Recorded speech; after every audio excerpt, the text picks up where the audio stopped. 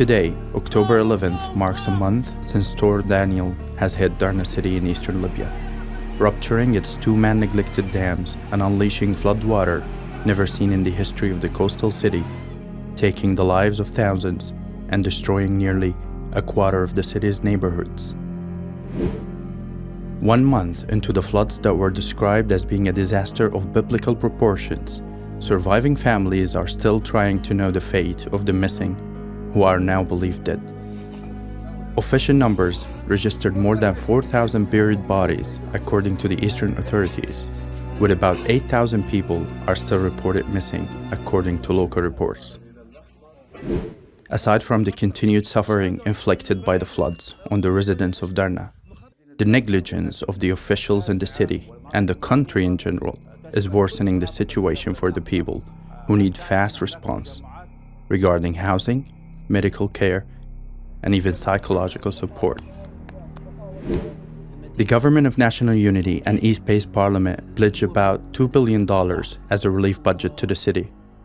Authorities called for an international conference on the efforts to rebuild Derna, which is set to be held in November.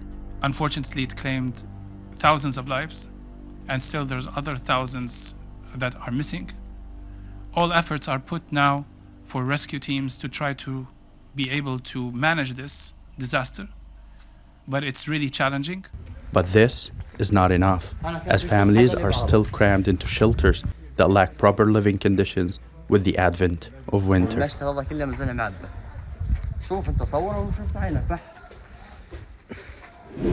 To all appearances, the floods were a natural disaster, but digging deep into the intertwined politics in Libya, many officials had failed to live up to their duties regarding the warnings about the fragile dams, and this negligence was a man-made catastrophe that befell Libya in general and Derna in particular. The Libyan Attorney General issued arrest warrants of over 16 officials in relation to the negligence and corruption that led to the floods. Derna mayor was also sacked. Is this enough for a disaster of this magnitude? Is this going to heal the wounds suffered by thousands of people who lost their loved ones to disaster that could have been avoided if, and only if, those in charge in Libya cared just a little bit about the lives of their own people?